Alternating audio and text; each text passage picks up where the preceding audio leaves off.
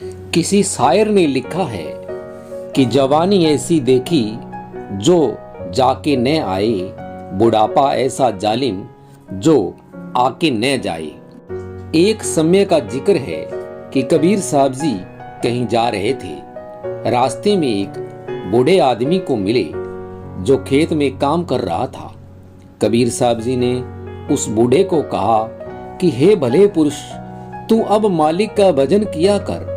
बूढ़ा कहने लगा कि अभी बच्चे अनजान हैं, जब कुछ सूझवान हो जाएंगे तो मैं भजन करने में लग जाऊंगा। जब बच्चे जवान हो गए फिर कहने लगा कि इनकी शादियां हो जाने पर भजन करूंगा। जब शादियां हो गई तो फिर कहने लगा कि पौत्रों की मुरादें देख लूं। जब पौत्र हो गए तो कबीर साहब जी उसे फिर मिले और कहा कि अब तो पौत्र भी हो चुके हैं, अब भजन कर ले। फिर वह कहने लगा कि मेरे पुत्र अभी नादान हैं, जवान हो जाएं। जब जवान हो गए तो कबीर साहब जी उसे फिर मिले और कहा कि अब तो ईश्वर का भजन कर ले।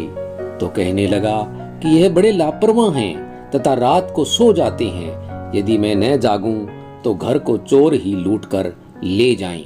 कुछ समय के बाद कबीर साहब उसके घर गए और पूछा कि बुजुर्ग कहाँ हैं। घर वालों ने कहा कि वह तो मर गया है।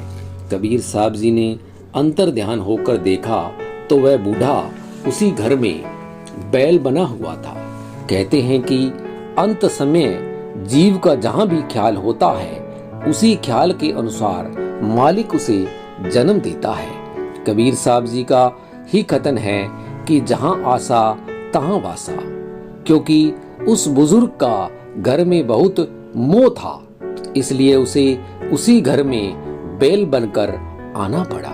उसके पुत्र पौत्रों ने उस बैल से खूब काम लिया और जब वह बूढ़ा हो गया तो उन्होंने उसे आगे गाड़ीवान को भेज दिया। उसने भी उससे खूब काम लिया। जब उसके काम का भी न रहा तो उसने आगे तेली को बेच दिया। तेली ने उसे कुछ समय तक कोल्लू में चलाया। जब बिल्कुल बेकार हो गया तथा उसके काम का न रहा तो उसने उसे एक कसाई को बेच दिया।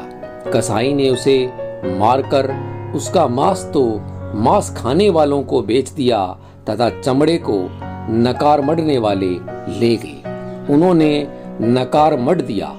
अब उस पर खूब डंडे पड़ते हैं। दोस्तों, इस कहानी से हमें यह शिक्षा मिलती है कि प्रभु सिमरन से ही इंसान मोक्ष को प्राप्त कर सकता है, वरना तो इंसान जन्म मरण के चक्कर में फंसा ही रहता है।